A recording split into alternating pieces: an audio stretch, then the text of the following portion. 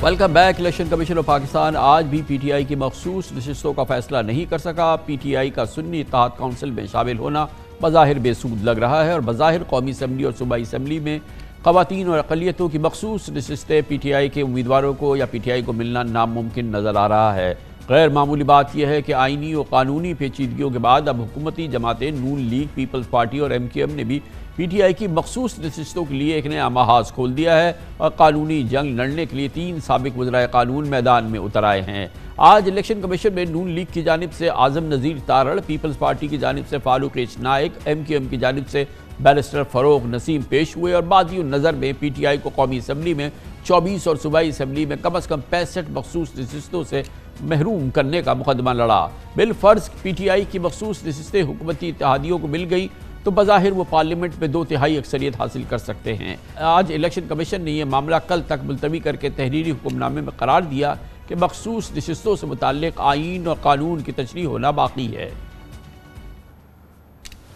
आज chief election commissioner Sikandar Sultan Raja की सरबराही में इलेक्शन कमीशन के 5 रुकनी फुल बेंच ने मखसूस नशिस्तों से मुताल्लिक PTI की दरखास्त के अलावा 3 दरखास्तों की समाअत की। PTI के वकील अली ज़फ़र और बैरिस्टर गौहर ने मुतालबा किया कि हम यहाँ अपनी कामयाब नशिस्तों के तनासुब से मखसूस नशिस्तें लेने आए हैं। इस पर फारूक नाइक ने दलाइल दिए कि दरअसल अभी इलेक्शन कमीशन को ये फैसला करना है कि सुन्नी इत्तेहाद कौंसिल को मखसूस नशिस्तें मिल सकती हैं या नहीं, या मखसूस नशिस्तों पर ऐवान में कामयाब होने वाली जमातों का हक है। बैरिस्टर अली ज़फ़र ने कहा कि किसी को हक नहीं है कि मेरी नशिस्तें मुझसे छीनें। उनका कहना था कि अगर दीगर सियासी जमातें हमारी मखसूस नशिस्तें लेना चाहती हैं तो खुलेआम कहें कि वो हमारा मैंडेट लेना चाहते हैं। आज़म नज़ीर तारड़ ने दलाइल दिए कि सुन्नी इत्तेहाद कौंसिल ने एक भी सीट नहीं जीती। इस जमात को अवाम ने इलेक्शन में मुस्तरद किया है। इस जमात में आज़ाद अरकान को इकट्ठा करके कैसे मखसूस नशिस्तें दी जा सकती हैं।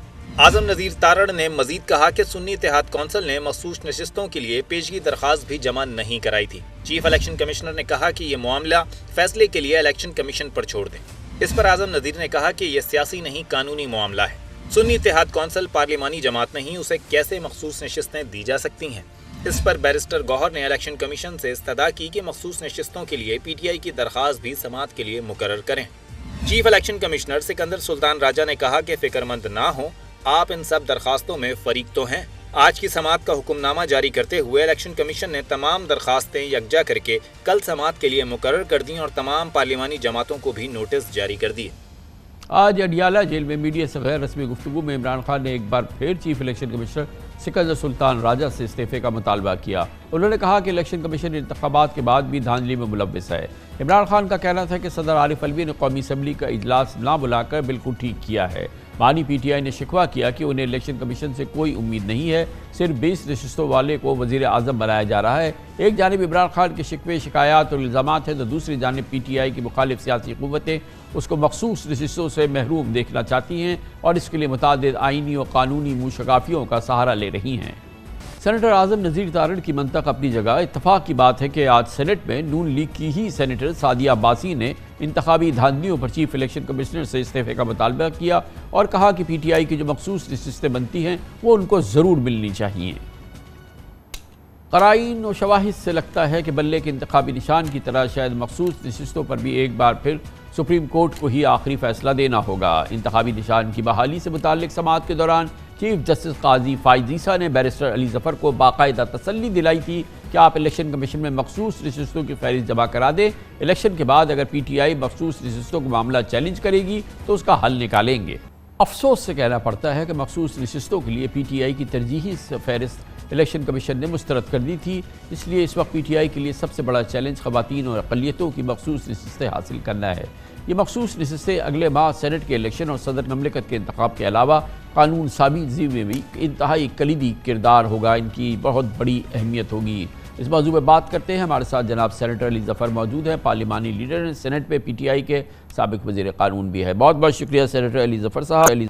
ये फरमाइएगा कि बज़ाहिर तो डाइस इज़ लोडेड, लग नहीं रहा कि ये इलेक्शन कमीशन से जो पूरी सूरत हाल है कि PTI का मखसूस नशिस्तों वाला जो केस है इसमें उसको कोई कामयाबी मिलने है वाली है। दूसरी जानिब परहैप्स जो आपकी एक बार फिर स्ट्रैटेजी रही है कि सुन्नी इत्तेहाद काउंसिल को आपने सेलेक्ट किया है इसके लिए, जिसका खुद एक मेंबर, कोई भी मेंबर नहीं इलेक्ट हुआ, मगर इसके साथ साथ उन्होंने मखसूस नशिस्तों के लिए अपनी लिस्ट भी जो कानूनी ज़रूरत थी वो नहीं दी है।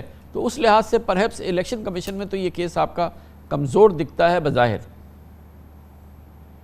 جی دیکھیں کامران صاحب، اس سے پہلے کہ میں کیس کے میرٹس کی بات کروں، مجھے جو افسوس ہوا ہے وہ یہ ہے کہ پہلے میرا خیال تھا کہ شاید پیپلز پارٹی اور پی ایم ایل این جو ہیں وہ ایسی جماعتیں ہیں جو جمہوریت میں یقین رکھتی ہیں، اور کم از کم ان کو اپنی سیٹیں مل گئی ہیں تو اب دوسروں کی سیٹیں چھیننے کی کوشش نہیں کریں گے. مجھے نہیں لگتا تھا کہ وہ اتنے گریڈی یا لالچی ہوں گے کہ وہ کوشش کریں گے کہ کسی اور کی سیٹیں بھی ہڑپ کریں الیکشن کمیشن آف پاکستان کے ذریعے. لیکن آج میں نے دیکھا، آپ نے ذکر بھی کیا اپنی انٹرو میں، کہ پی ایم ایل این نے بھی کہا اور پیپلز پارٹی نے بھی کہا کہ ہم یہ سیٹیں چاہتے ہیں اور ہم یہ سیٹیں لینا چاہتے ہیں، اسی لیے ہم آئے ہیں عدالت الیکشن کمیشن آف پاکستان کے سامنے. اب آپ آرٹیکل پڑھیں اگر 51، تو آرٹیکل 51 جو آئین کا ہے وہ کہتا ہے کہ آپ کا حق صرف ان سیٹوں پہ ہے جتنے آپ کے کینڈیڈیٹس آئے ہوں. یعنی کہ اگر آپ کے پی کے کا اگزامپل لیں تو کے پی کے میں ٹوٹل 99 سیٹس ہیں اور 25 سیٹس ہیں جو کہ مائنورٹیز اور خواتین کی ہیں.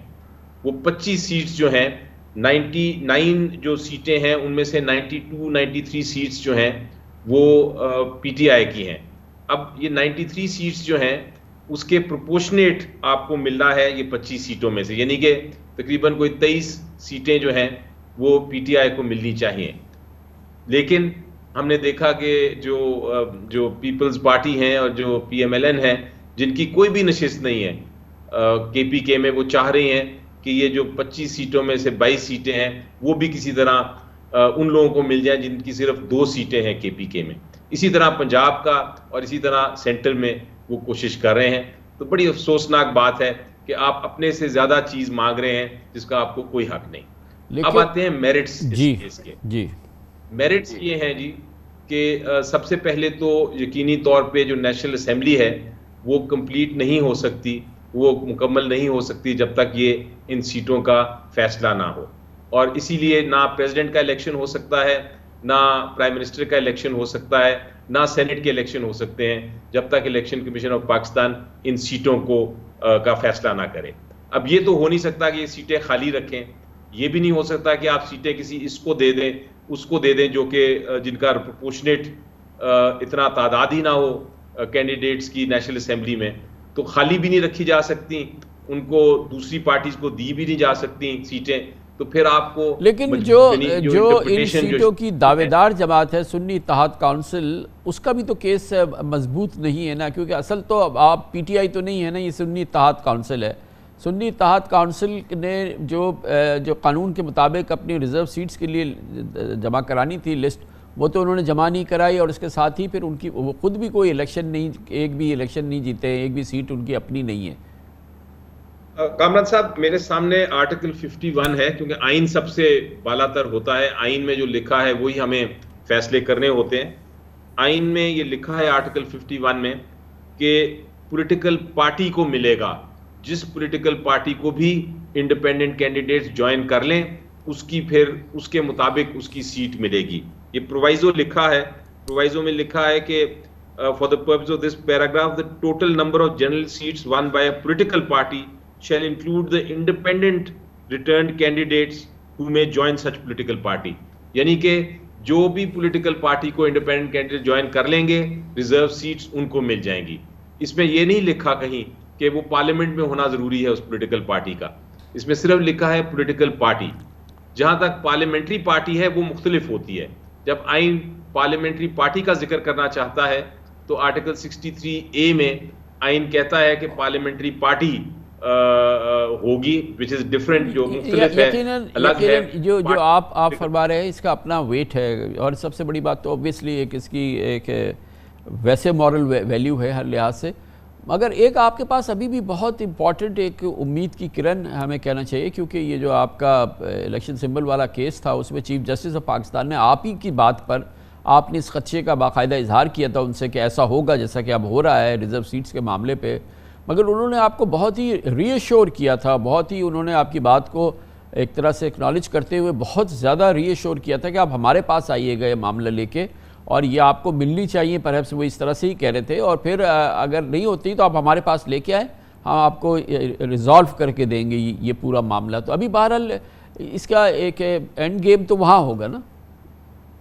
جی اینڈ گیم بالکل ہوگا، لیکن جو ہمیں خدشہ ہے وہ یہ ہے کہ الیکشن کمیشن آف پاکستان اگر کوئی غیر آئینی فیصلہ کرتا ہے اور کوشش کرتا ہے کہ ایک یہ ریزرو سیٹس کو یا تو فیصلہ کیے بغیر یا ان کو رکھے بغیر، ہمیں دیے بغیر باقی الیکشنز کرا دے گا، تو سارے الیکشنز، پریزیڈنٹ کا الیکشن، سینٹ کے الیکشنز، چیف پرائم منسٹر کے الیکشنز، اسپیکر کے الیکشنز، وہ سارے متنازع ہو جائیں گے، وہ ساروں کی لیجٹمیسی ختم ہو جائے گی.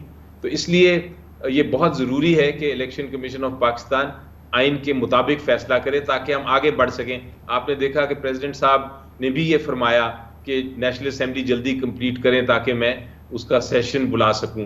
وہ بھی ایک ایشو کرائسس بن گیا ہے.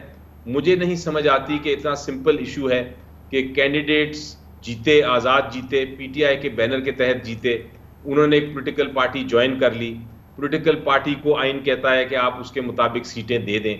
اب یہ اتنی لالچ کیوں کہ آپ وہ سیٹیں جو کہ ایک یہ بھی تو دیکھیں نا، پی ٹی آئی بھی تو دیکھے نا کہ اگر انٹرا پارٹی الیکشنز کرا دیتے آپ، چلے پہلے آپ کا نہیں ہوا، وہ سارے ڈسپیوٹ ہو گیا بہت بڑا، اس کے بعد بھی اتنا بڑا ٹائم آپ کے پاس، کئی بار آپ نے اعلان کیا، انٹرا پارٹی الیکشن نہیں کرایا، اور اب جو ہے وہ سچویشن ایسی ہو گئی جدھر ہم کھڑے ہوئے ہیں. ابھی بھی آپ کے انٹرا پارٹی الیکشن 3 مارچ کو ہونے ہیں، جس کا مطلب یہ کہ اس سے پہلے آج جو پریزیڈنشل الیکشن کی بھی بات ہو گئی ہے، دوسرے بھی جو پرائم منسٹر کا الیکشن ہو جائے گا، یہ تمام چیزیں ہو جائیں گی. تو کچھ آپ اپنی خود بھی تو ذمہ داری ادا کریں نا. دوسری چیز یہ کہ بہرحال الیکشن ایکٹ کے اندر لکھا ہوا ہے کہ سنی کونسل کو اپنی ریزرو سیٹس کے حوالے سے اپنی لسٹ دینی تھی. کانسٹیٹیوشن آپ نے مینشن کیا ہے 51 آرٹیکل، مگر الیکشن ایکٹ کو تو فلاؤٹ کیا ہے سنی اتحاد کونسل نے. جی دیکھیں، وہ بھی ایک آپ کو یاد ہوگا کہ میں نے ایک کیس کیا تھا جس میں یہ فیصلہ کیا تھا ہائی کورٹ لاہور نے، اور یہ کہا تھا کہ آپ کی لسٹ جو ہے وہ ایگزاسٹ اگر ہو بھی جائے، آپ نے لسٹ نہ بھی دی ہو، تب بھی آپ کو اجازت ہے کہ الیکشن کے بعد جب آپ دیکھیں کہ آپ کو لوگوں نے اور مزید جوائن کر لیا ہے یا آپ کی ایک پارلیمنٹری پارٹی بن گئی ہے، تو پھر آپ اس کے مطابق لسٹ دوبارہ دے سکتے ہیں. کیونکہ یہ جو آئین ہے یہ ایک کسی چیز کو، جمہوریت کو، پارلیمنٹری ڈیموکریسی کو روکنے کے لیے نہیں بنا، یہ اس کو آگے فروغ دینے کے لیے، اس کو بڑھانے کے لیے، اس کو بہتر کرنے کے لیے بنا ہے.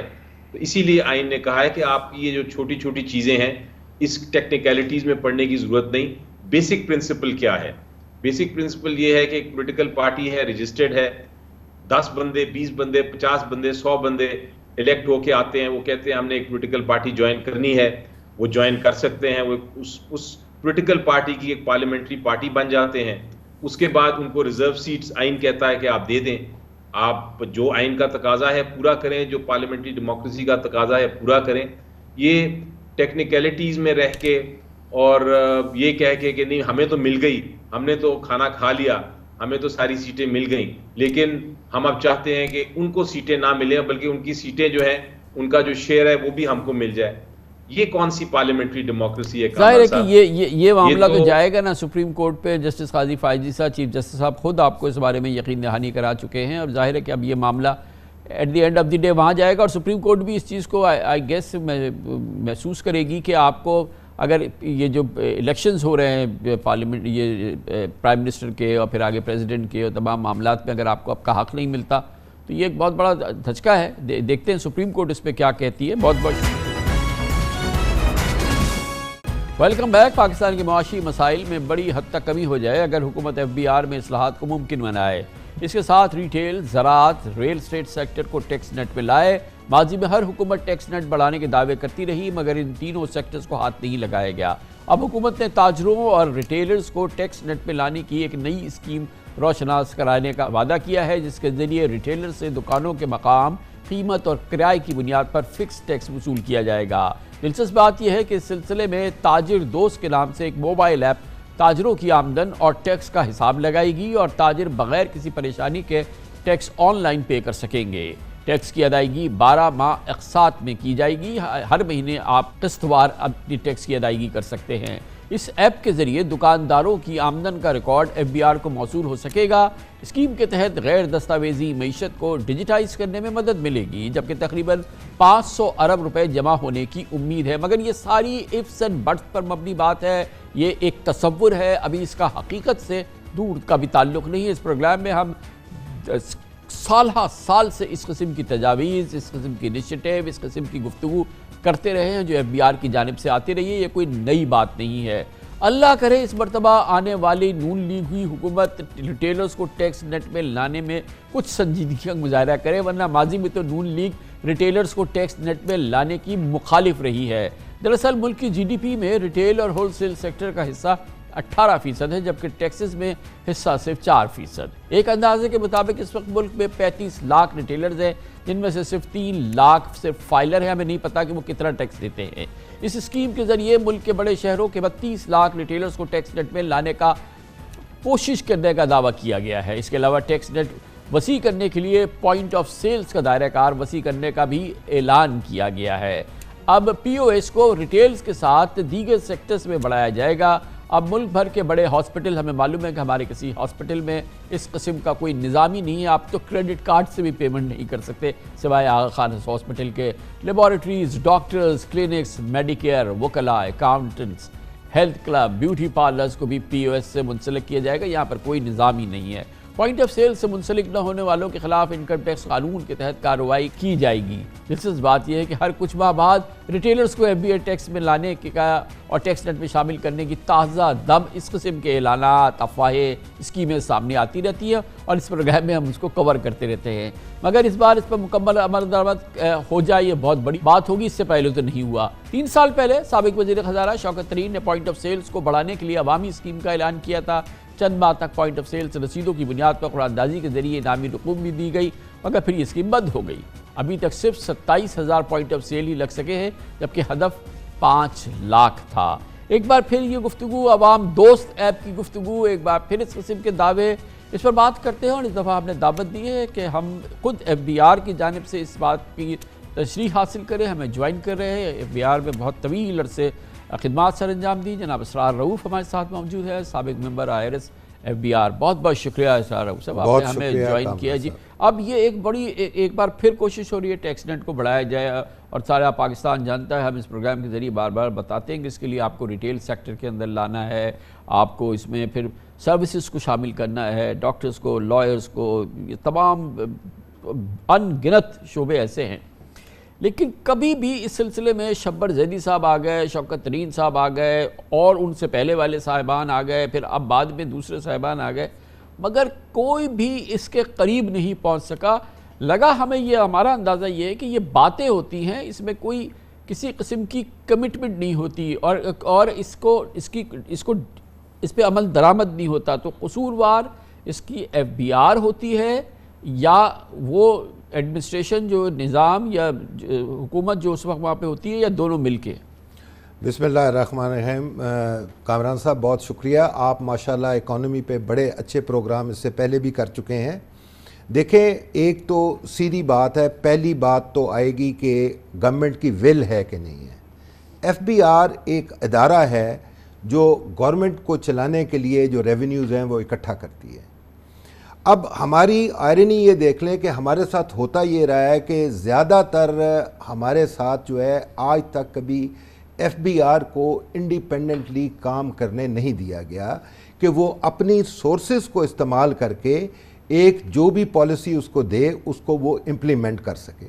یہ جو ابھی آپ نے کہا POS کا انیشیٹو ہے، پھر ریٹیلرز کو لانے کا انیشیٹو ہے، آپ یہ دیکھیں کہ ہماری ریونیوز جو ہیں وہ اس وقت تقریباً 9,000 کے لیے اس وقت ایفرٹ جاری ہے، 9,700 سم کے لیے، جبکہ میرا کہنے کے مطابق اس وقت ہماری پوٹینشل جو ہے وہ تقریباً 15,000 کی ہے۔ ان حالات میں کہ FBR کو اگر آپ صحیح معنوں میں انڈیپینڈنس دیں اور ان کو اپنے سٹاف کے ساتھ، کیونکہ ہمیں کوئی لیگل ریکوائرمنٹ درکار نہیں ہے۔ اچھا، اب آپ نے یہ اسرار رؤوف صاحب، میں آپ کو یہاں روکوں گا۔ جی، یہ جو سب سے بڑا مسئلہ ہے، اس میں کیا حکومت کی کون سی قید ہے، حکومت کی کون سی پرابلم ہے کہ پاکستان، عام پاکستانی ایف بی آر کو اور ایف بی آر کے جو اہلکار ہیں ان کو ایک فرینڈلی سمجھیں، یعنی کہ وہ بلیک میلنگ کا شکار نہ ہوں، وہ رشوت ستانی کا شکار نہ ہوں، وہ آڈٹ اور نوٹسز کی مار کا شکار نہ ہو۔ ڈے ان ڈے آؤٹ جو ہوتا ہے وہ ہم اچھی طرح سے جانتے ہیں۔ اس میں کون سی رکاوٹ تھی کہ ایف بی آر اپنا امیج جو ہے وہ کم از کم عوام کی نظر میں کوئی متوسط ہی امیج بنا لیتا۔ یہ جو اس وقت جو امیج ہے، مجھے اس کی مزید تشریح کر کے آپ کو اور ایف بی آر کو شرمندہ کرنا یا موضوع نہیں ہے، اس میں کون سی رکاوٹ تھی؟ دیکھیں میں آپ کو بتاتا ہوں، ایک تو ہمارا جو ٹیکس کا نظام ہے یہ سیلف اسیسمنٹ پہ بیس کرتا ہے۔ آپ نے ٹیکس ریٹرن فائل کی اور وہ ایکسیپٹ ہو گئی، انٹل اینڈ انلیس کہ اس میں کوئی ڈپارٹمنٹ لیگل ریکوائرمنٹ نکالے یا کمپیوٹر کے حساب سے جیسے پہلے پک ہوتا تھا کوئی سرٹن پرسنٹیج، 100 میں سے 5 ٹیکس ریٹرن ہے، 5% آپ آڈٹ کر لیں۔ ہم نے وہ ایکسپیریمنٹ بھی کیا۔ ہم نے اپنے یہ جب ورلڈ بینک کی آئی تھی کہ جی ہمیں ری اسٹرکچرنگ کرنی ہے، مطلب ایک چیز تو طے ہے کہ آپ کو ڈیجیٹلائز تو اپنے آپ کو کرنا ہے، کیونکہ ہماری اکانومی جو ہے وہ کیش پہ ہے۔ جیسے اب آپ پراپرٹی کی بات کرتے ہیں، رجسٹری ہوتی ہے 2 کروڑ کی، لیکن ایف بی آر میں وہ رجسٹر ہوتی ہے 10 لاکھ روپے میں، بیکاز ایف بی آر کے ریٹ میں اور مارکیٹ کے ریٹ میں بہت فرق ہے۔ اچھا، اب اس میں جو پولیٹیکل گورنمنٹ آتی ہے اس کی ول شامل ہے یا نہیں ہے، اس کا اندازہ آپ کو اس سے ہوگا کہ ان چیزوں کو آپس میں ملانے میں کتنی دیر ہے۔ ایک نوٹیفیکیشن چاہیے، 10 آپ طارق روڈ کی پراپرٹیز کی اٹھا لیں اور ان کی ویلیو دیکھ کے آپ ایک نوٹیفائی کر دیں۔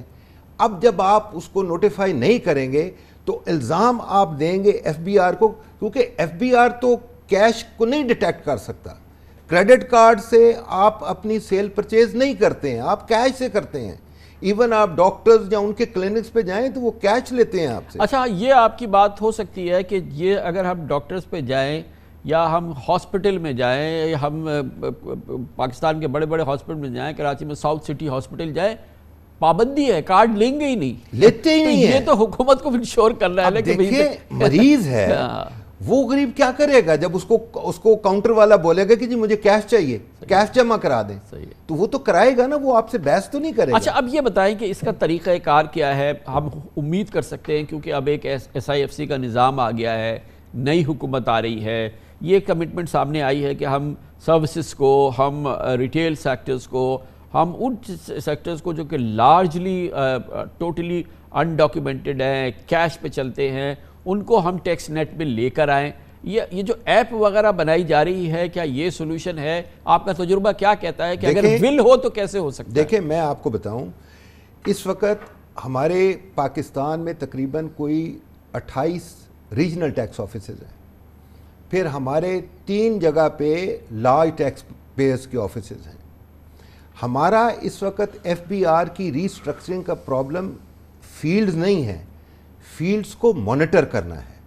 ہمارا ایک ممبر آپریشنز ایف بی آر میں بیٹھتا ہے، وہ پورے پاکستان کو نہیں دیکھ پاتا۔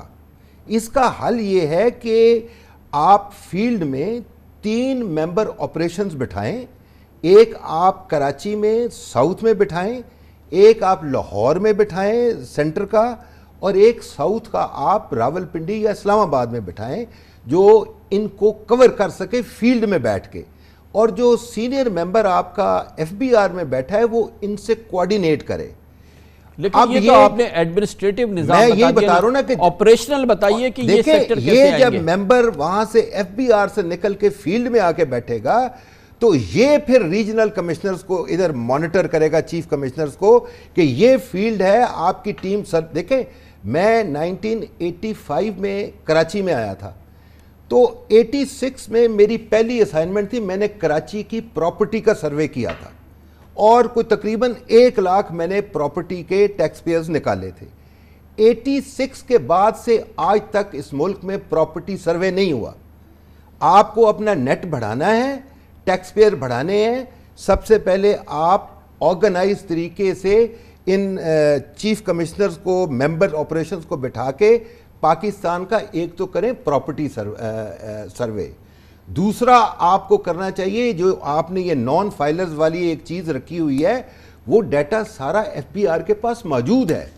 आप वो रखा इसलिए गया था कि वहाँ से हम पोटेंशियल टैक्स पेयर्स निकालेंगे। आपको ये छोटे छोटे दुकानदारों पे ये रास्त वाली, ये ठीक है आप ये करते रहें, लेकिन आप सारे छोटे बाज़ारों को इकट्ठा भी कर लेंगे तो 1 अरब से ज़्यादा आपके पास टैक्स नहीं आएगा। टैक्स देखें, एक तरीका होता है कि हम अडॉप्ट करते हैं, एक्सपेंडिचर्स के हिसाब से डिटेक्ट करते हैं। मैंने पैसा बनाया तो मैं क्या करूंगा, गाड़ी लूंगा, अच्छा डॉक्टर्स हैं, गाड़ी अच्छी रखते हैं, घर अच्छा रखते हैं। आप इन चीज़ों को कैटर करें। इतनी ज़्यादा पोटेंशियल है कि आप सोच नहीं सकते। सिर्फ आपको फील्ड में ऑफिसर्स को पावर्स देनी है और उनकी मॉनिटरिंग करनी है। ये तरीका है आपके रेवेन्यूज़ को बढ़ाने का और आपको टैक्स नेट बढ़ाने का।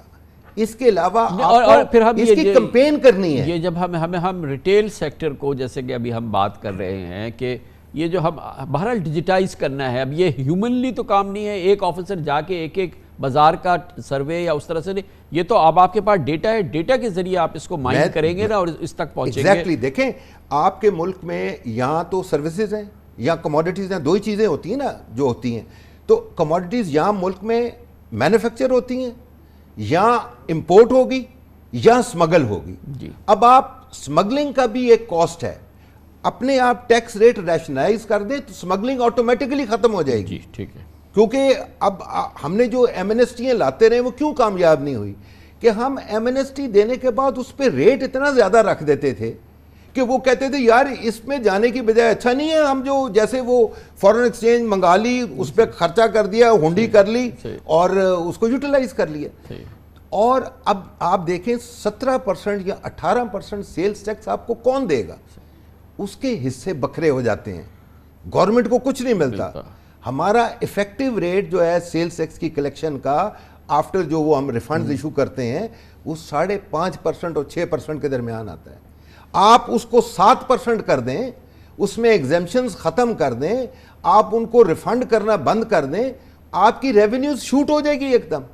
लेकिन ये सिर्फ करने के काम है। अब 18% में जब आपके हिस्से बकरे हो रहे हों तो कौन आपको करने देगा? बहुत बहुत शुक्रिया जनाब असरार रऊफ हमारे साथ मौजूद है, साबिक मेंबर एफबीआर। 1.5 माह पहले पाक ईरान मिसाइल हमलों और सरहदी कशीदगी के बाद पिछले हफ्ते दोनों मुल्कों के ताल्लुकात में इंतहाई गैर मामूली पेशरफ्त हुई है। 3 रोज़ पहले काबीना कमेटी की तौसीक के बाद कल निगरान वफाकी काबीना ने भी पाक ईरान गैस पाइपलाइन बिछाने की मंजूरी दे दी।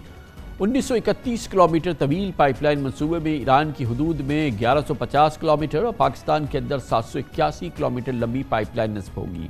ईरान 900 किलोमीटर से ज़ायद पाइपलाइन का काम मुकम्मल कर चुका है, जबकि पाकिस्तान को पहले मरहले में ईरानी बॉर्डर से गवादर तक तकरीबन सिर्फ 81 किलोमीटर तवील पाइपलाइन बिछानी होगी, जो तकरीबन $16 करोड़ यानी लगभग 45 अरब रुपए की लागत से नस्ब होगी। तारीखी एतबार से पाकिस्तान और ईरान ने 1995 में गैस पाइपलाइन पर इत्तफाक किया था। 2009 में इस मंसूबे के माहिदे पर दस्तखत हुए थे। इब्तिदा में भारत भी इस माहिदे का हिस्सा था, मगर अमरीकी पाबंदियों के बाइस भारत 2010 में इस माहिदे से अलग हो गया था। 2013 में उस वक्त के सदर आसिफ अली जरदारी ने पीपल्स पार्टी की हुकूमत खत्म होने से चंद माह कबल इस मंसूबे का संग बुनियाद रखा था और 2015 में इस पाइपलाइन से गैस की फराहमी शुरू होनी थी, मगर कहा जाता है कि ईरान पर आलमी पाबंदियों के बाइस नवाज शरीफ हुकूमत, इमरान खान हुकूमत और शहबाज शरीफ की हुकूमतें इस मंसूबे को आगे नहीं बढ़ा सकी। हौसला अफजा बात यह है कि अब निगरान हुकूमत ने SIFC के तहत जियो स्ट्रेटेजिक और खारजा सतह पर मुकम्मल हमआहंगी के बाद इस मंसूबे की मंजूरी दी है। मुबैना तौर पर मंसूबे पर अमरीकी पाबंदियों से इस्तिस्ना का इंतजाम किया जा रहा है और लगता है कि आलमी बरादरी के खदशात पर मुकम्मल तरह से तसल्ली कराई जा रही है। ये भी कहा जाता है कि ईरान पर आलमी पाबंदियाँ गैस के बजाय सिर्फ तेल की एक्सपोर्ट पर हैं। इत्तलात के मुताबिक ईरान, तुर्किया, इराक और आज़रबैजान के साथ गैस की खरीद व फरोख्त कर रहा है और इन ममालिक के 2 तरफ़ा ताल्लुकात की वजह से इस पर पाबंदियाँ भी लागू नहीं हुई। अब इस पाइपलाइन मंसूबे के तहत ईरान 25 साल तक पाकिस्तान को यौमिया 750 मिलियन क्यूबिक फीट गैस देगा, जिससे पाकिस्तान में तवानाई बहरान ज़ाइल हो सकता है, तहलील हो सकता है। ये गैस महंगी LNG से तकरीबन 40% सस्ती होगी, जिसकी वजह से करोड़ों डॉलर्स की बचत भी मुमकिन है। خبروں کے مطابق اس منصوبے پر عمل درآمد اس لیے بھی ضروری ہے کیونکہ اس سے پاکستان عالمی عدالتی انصاف میں مبینہ 18 ارب ڈالر کے جرمانے کے کیس سے بھی بچ سکے گا جو اس منصوبے کی خلاف ورزی پر اس سال اس پہ نافذ ہو سکتا ہے۔ اس موضوع میں بات کریں گے اور اس کے لیے ہمارے ساتھ موجود ہیں انرجی امور کے ایکسپرٹ بھی ہیں اور پی ڈی ایم کی حکومت میں وفاقی وزیر برائے پیٹرولیم بھی تھے، ڈاکٹر مصدق ملک صاحب ہمارے ساتھ موجود ہیں۔ بہت بہت شکریہ سینیٹر ڈاکٹر مصدق ملک صاحب۔ یہ فرمائیے گا کہ جب آپ ابھی پی ڈی ایم کیبنٹ میں تھے تو Iran Pakistan gas pipeline کے حوالے سے آپ نے بڑی تفصیل سے ہمیں ایکسپلین کیا تھا کہ یہ پائپ لائن کا منصوبہ اس لیے قابل عمل نہیں ہے کیونکہ اس پہ بہت ساری سینکشنز ہیں اور پاکستان اس کا متحمل نہیں ہو سکتا۔ اب کل نگران وفاقی کابینہ نے اس کی منظوری دی ہے، اس پہ عمل درآمد کا اعلان کیا ہے۔ کیا کوئی ایسی بات ہے، کوئی ایسی ڈیولپمنٹ ہوئی ہے جو ان سینکشنز کا خطرہ جو ہے وہ ٹل گیا ہے، یا بظاہر جو بعض ماہرین کہہ رہے ہیں کہ یہ ایک ترکیب ہے جس سے کہ ہم پر کیس ہو سکتا ہے اور جو پاکستان پر اس معاہدے کی خلاف ورزی کے حوالے سے جرمانہ متوقع ہو سکتا ہے، یہ اس سے بچنے کی ایک کوشش ہے؟ آپ کے خیال میں کیا ہوا ہے یہ؟ دیکھیے، پہلی بات تو یہ ہے کہ یہ خوش آئند چیز ہے تو اس کو ہمیں مثبت رویے اور مثبت آنکھ سے دیکھنا چاہیے۔ اب اس کا کریٹیکل انالیسس کر لیتے ہیں۔ یہ 5 یا 6 مختلف طریقہ کار ہیں جن کے ذریعے ہم پہ سینکشن لگ سکتی ہیں، اور کچھ یہ جو لیبیا اور ایران سینکشنز کا قانون تھا یہ بہت پرانا قانون ہے، اور جب ہمارا معاہدہ ہوا یہ قانون اس وقت بھی لاگو تھا، اس وجہ سے یہ ایک کمپلیکیٹڈ میٹر ہے۔ اب ہمیں ان سینکشن سے ایگزمپشن لینے کی کوشش کرنی ہے، اور ایگزمپشن مشکل ہے، آسان نہیں ہے، کیونکہ اس وقت ویسٹ کا انٹرسٹ ہمارے ریجن میں کافی کم ہو چکا ہے، اس وجہ سے ہم کوشش کرتے ہیں ایگزمپشن لینے کی، لیکن ایگزمپشن ضروری نہیں ہمیں مل پائے۔ تو ہمیں 2 پیرلل ٹریکس پہ کام کرنا ہے۔ ایک، ہمیں ایگزمپشنز لینی ہے، یعنی ہمیں ویسٹ کو یہ کہنا ہے، بالخصوص امریکہ کو یہ کہنا ہے کہ پاکستان ان ایگزمپشنز کا متحمل نہیں ہو سکتا، اور کئی ممالک کو، بہت زیادہ نہیں مگر آذربائیجان اور 1-2 اور ممالک کو انہوں نے ایگزمپشنز دی ہیں، عراق کو دی ہیں، مگر وہاں پہ ان کے جو اسٹریٹجک انٹرسٹ تھے دونوں جگہوں پہ بہت زیادہ تھے۔ ایک جگہ سے پائپ لائن کے ذریعے جا رہی تھی گیس پورے یورپ کو، دوسری جگہ پہ عراق میں آپ کو معلوم ہے کہ کتنے زیادہ ویسٹڈ انٹرسٹ تھے امریکہ کے، تو ان 2 ممالک کو ایگزمپشنز ملی ہیں، مگر ہمیں بھی ترکی کو بھی ملی ہے ڈاکٹر صاحب، ترکی کو بھی آئی بلیو، ترکیہ کو بھی ملی ہے آئی بلیو۔ جی ہو سکتا ہے ترکیہ کو بھی ملی ہو، مگر ان 2 ممالک کا تو مجھے معلوم ہے، اگر آپ کہہ رہے ہیں تو ضرور آپ نے تحقیق کی ہوگی، ترکیہ کو بھی ملی ہوگی، تو یعنی 2-3 ممالک ایسے ہیں جن کو ایگزمپشنز ملی ہیں۔ تو ایک طرف تو ہمیں ایگزمپشنز لینی ہے، اور ایگزمپشنز کے لیے پاکستانی مقدمہ جو ہے وہ ویسٹ کے سامنے، بالخصوص امریکہ کے سامنے پیش کرنا ہے، جو ہم نے بارہا کیا تھا، پہلے بھی کیا تھا اور ابھی بھی حکومت آئے گی تو کریں گے، اور مجھے یقین ہے کہ یہ ہماری جو عبوری حکومت تھی اس نے بھی کیا ہے۔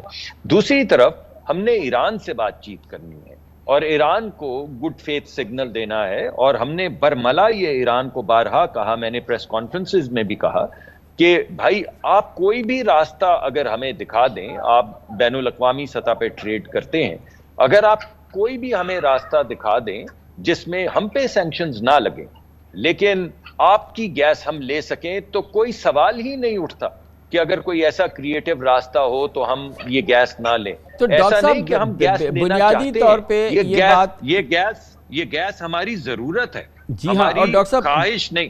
ڈاکٹر صاحب یہ بات بہرحال طے ہو گئی کہ یہ ساری جیو اسٹریٹجک معاملات ہوتے ہیں، اگر ہماری خارجہ پالیسی کامیاب ہو تو ہم اس چیز کو عبور کر سکتے ہیں، جیسے مثال کے طور پہ آذربائیجان نے کر لیا یا ٹرکی نے کر لیا یا عراق کی اپنی جو بھی انٹرسٹ ہے، اور پھر بہت بڑا کیس ہے آپ کو یوکرین وار اور جو رشین آئل پرچیز کی ہے انڈیا نے، ایک ہیوج، اور پورا انڈیا نے رشیا کی اکانومی کو اور سینکشنز کو فیل کر دیا، مگر ایک لفظ نہیں ہے جو انڈیا کے خلاف آیا ہو۔ تو بیسکلی ہمیں ایران سے زیادہ کہیں اور کام کرنا ہے۔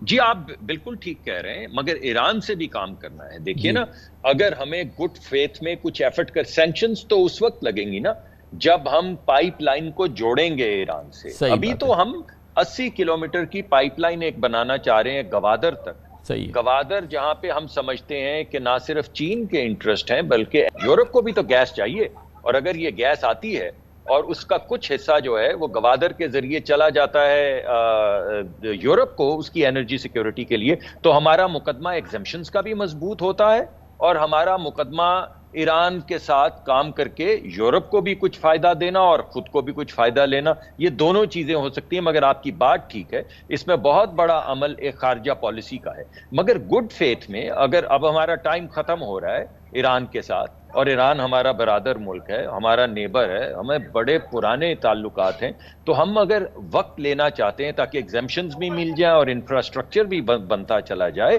تو ان دونوں چیزوں کو آگے بڑھانے کے لیے ایک طرف ہم انفراسٹرکچر گڈ فیتھ میں بنا رہے ہیں، اور دوسری طرف جو اصل ہماری ہوگی کوشش وہ یہ ہوگی کہ ہم ایگزمپشنز لے سکیں، ہمیں انشاءاللہ ایگزمپشنز ملیں گی، کوشش اور یہ کہ کریں گے۔ جو بہرحال پھر ہمارے لیے بہت مشکل صورتحال ہو سکتی ہے انٹرنیشنل کورٹ آف جسٹس میں، اس سے بھی ہماری بچت ہو سکے نا، کیونکہ ہم بہت بری طرح سے متاثر ہو چکے ہیں اس معاملے میں۔ دیکھیے، ایران سے جب بھی میں نے بات کی، اور مجھے یقین ہے اس عبوری حکومت نے بھی جب بھی بات کی، ان کا رویہ ہماری طرف مثبت ہی رہا ہے، اور وہ ہمارا بھائی ملک ہے، اور آج بھی مجھے یقین ہے کہ جو گفتگو چل رہی ہے ان میں ان کا مثبت رویہ ہے، مگر ہمیں بھی تو کچھ کرنا ہے نا۔ بہت شکریہ، بڑی نوازش ڈاکٹر مصدق ملک ہمارے ساتھ۔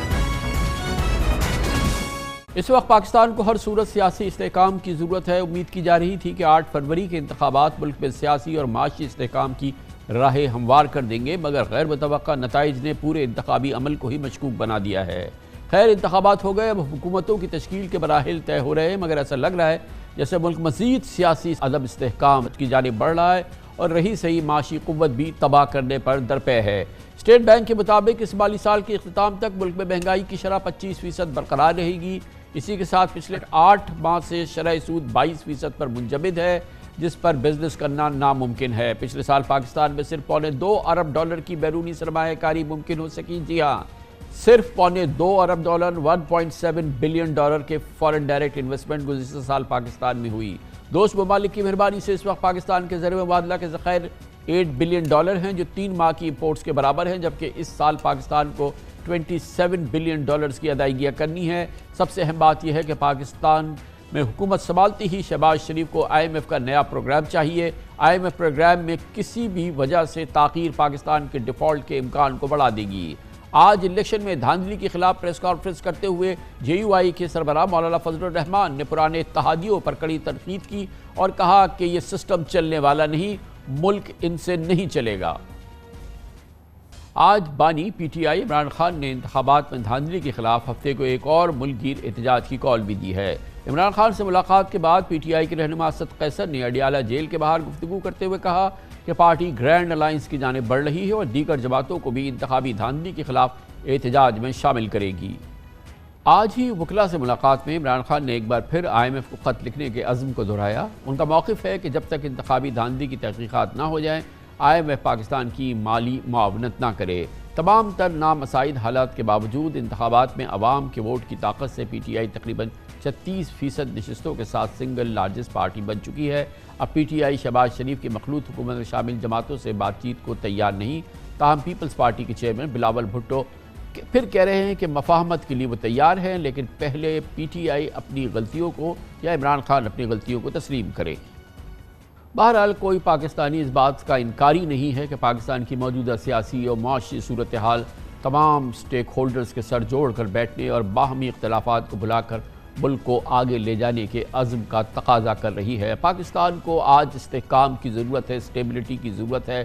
پاکستان عدم استحکام کا متحمل نہیں ہو سکتا، نہ پاکستان کی عوام، قوم، نہ پاکستان کی معیشت۔ ہر صورت میں پاکستان کو استحکام چاہیے، اور ایک طویل عرصے کا سیاسی استحکام، معاشی استحکام پاکستان کی اولین ترجیح ہونی چاہیے۔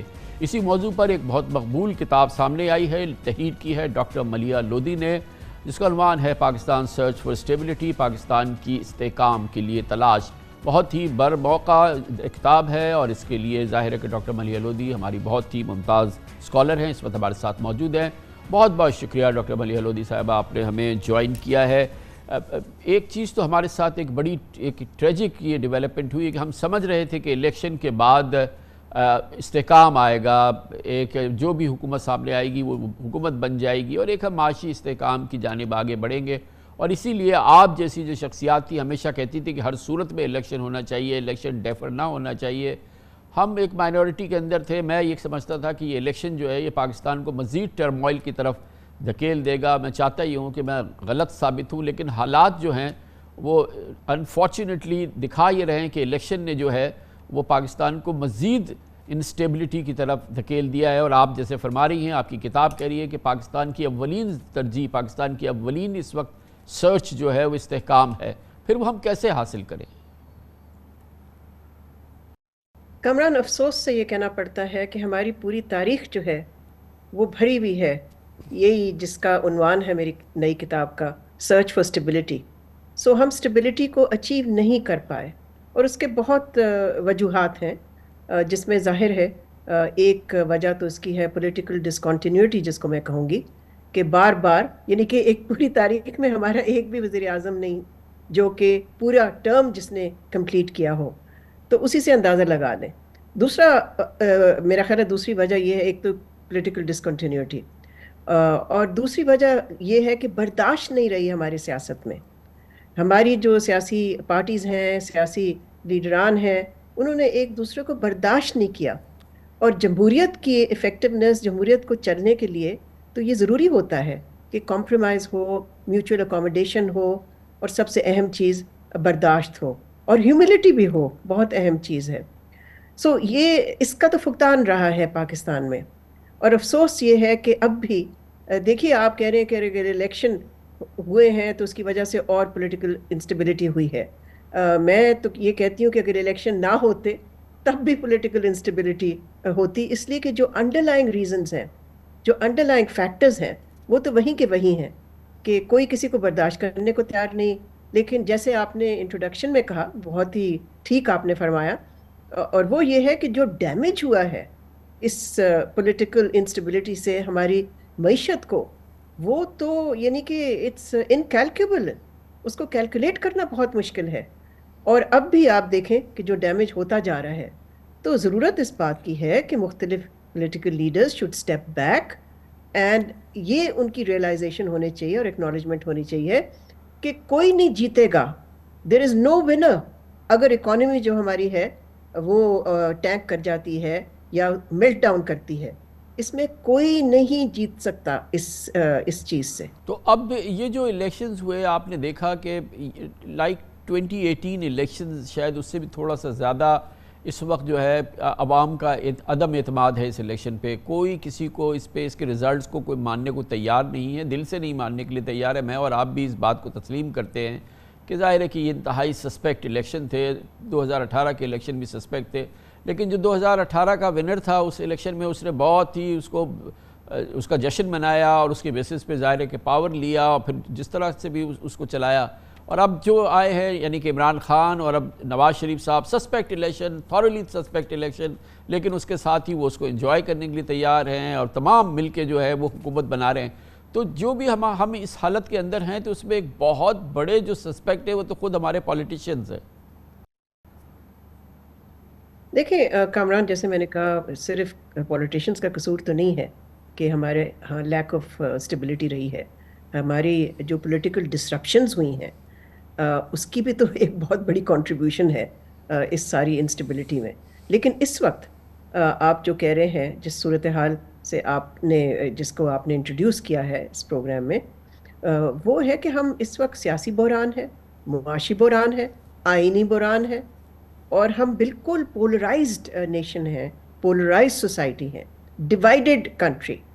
تو اب ضرورت کس چیز کی ہے؟ ضرورت اسی چیز کی ہے نا کہ کسی قسم کا پروسیس ہونا چاہیے, ٹالرنس کا, لیکن معاف کیجیے گا, ایز اپوز ٹو یہ جو آپ کا میسج ہے, یہ جو آپ کا میسج ہے جو آپ فرما رہی ہیں, ایز اپوز ٹو دیٹ آپ نے دیکھا کہ ایک بڑی پارٹی جس کو کہ الیکشن سے پہلے, پری الیکشن, اس کا سمبل اس سے نہیں تھا, اس کے پاس اس کا نام نہیں تھا, اس کے پاس کیمپین نہیں تھی, اس کے پاس کسی قسم کی کیمپین کی کوئی فریڈم نہیں تھی, پھر اس کے باوجود بھی جو اس کا رزلٹ آیا, سنگل لارجسٹ پارٹی بن گئی ہے, لیکن اس کے باوجود بھی اٹ سیمز لائک کہ اس کو ریزرو سیٹس جو اس کو ملنی چاہیے وہ بھی نہیں اس کو ملے گی, آئیڈینٹی آج بھی اس کے پاس نہیں ہے. تو یہ it's not recipe for reconciliation it seems. جی صحیح کہہ رہے ہیں آپ, لیکن ساتھ ساتھ میں یہ بھی کہوں گی کہ پی ٹی آئی اور ان کے جو لیڈران ہیں ان کو بھی ذمہ داری کا مظاہرہ کرنا چاہیے. یہ کہنا کہ ہم IMF کو خط لکھیں گے اور کو کہیں گے کہ کوئی ایگریمنٹ یا ڈیل نہ کریں پاکستان سے, ان کا تو کوئی تعلق ہی نہیں ہے, سیاست میں تو وہ آ ہی نہیں سکتے IMF. تو دیکھیں, ذمہ داری کا مظاہرہ دونوں طرف سے ہونا چاہیے, بلکہ ہر طرف سے ہونا چاہیے, اور اسی چیز کی شدت سے ضرورت ہے کہ everybody rises to the occasion. دیکھیں, پاکستان پھر ایک ٹرننگ پوائنٹ پہ آ گیا ہے, اور ہم ٹرننگ پوائنٹ پہ آ کے ہمیشہ غلط ٹرن لے لیتے ہیں. جی, مگر آپ نے بہت امپورٹنٹ بات کی ہے, کیونکہ اس کا ذکر نہیں ہوتا جب ہم اس وقت کے حالات کا ذکر کرتے ہیں, کہ کچھ ذمہ داری تو PTI لیڈرشپ کی بھی ہے نا, عمران خان کی بھی ہے. کچھ ایڈجسٹمنٹ, کچھ ایکوموڈیشن, کچھ فلیکسیبلٹی, کچھ ایکوموڈیشن, کوئی تو ان کی جو نیریٹو ہے اس کے اندر کہیں نظر آئے نا. جیسے آپ نے بہت رائٹلی یہ مینشن کیا ہے IMF والا معاملہ, یہ تو پاکستان کے سروائیول کا معاملہ ہے, یہ تو پاکستان کی کو فلوٹ رکھنے کے لیے یہ ہمارے لیے کرٹیکلی امپورٹنٹ ہے. ہم کسی ڈیفالٹ سے سوائے اس کے کسی صورت سے بچ نہیں سکتے, اور اس میں کسی طرح کی بھی ایسی کوشش کرنا کہ پروگرام نہ آئے, یہ تو بہت ڈیوسٹیٹنگ ہو سکتا ہے ہماری اکانومی کے لیے. اوبویسلی IMF اس کو سنے نہ سنے وہ ایک الگ بات ہے, لیکن جہاں ظاہر ہے کہ دوسرے اسٹیک ہولڈرز کی, اسٹیبلشمنٹ کی, اس وقت کی جو پولیٹیکل پارٹیز ان پاور میں آ رہی ہیں ان کی, وہاں بہرحال ابھی بھی عمران خان کی اور PTI کی بھی بہت بڑی ذمہ داری ہے نا. دیکھیں, لچک تو ہر طرف سے ہونی چاہیے نا, اور جیسے میں نے پہلے بھی کہا کہ اس بات کو تسلیم کرنا چاہیے کہ اگر ہماری معیشت اور ایک اس سے بھی زیادہ سیریس بحران میں چلی جاتی ہے تو اس سے کس کو فائدہ ہوگا. تو اسی لیے ضرورت اس چیز کی ہے کہ جو نیشنل انٹرسٹ ہے, جو ہے وہ انڈیویجول انٹرسٹ اور پارٹیزن انٹرسٹ سے اس کو سامنے رکھنا چاہیے, بجائے یہ کہ انفرادی انٹرسٹ جو ہے, انفرادی مفاد جو ہے, وہ ملک کی مفاد پہ ترجیح لے جائیں. سو آئی تھنک یہ وقت ایسا ہے جب کہ سب کو, یعنی کہ it is a moment of truth for Pakistan, it is a moment of truth for democracy, moment of truth for the political leadership, it is also a moment of truth for the establishment. Every I think needs to play their role in a responsible way, ذمہ داری کے ساتھ. بہت بہت شکریہ.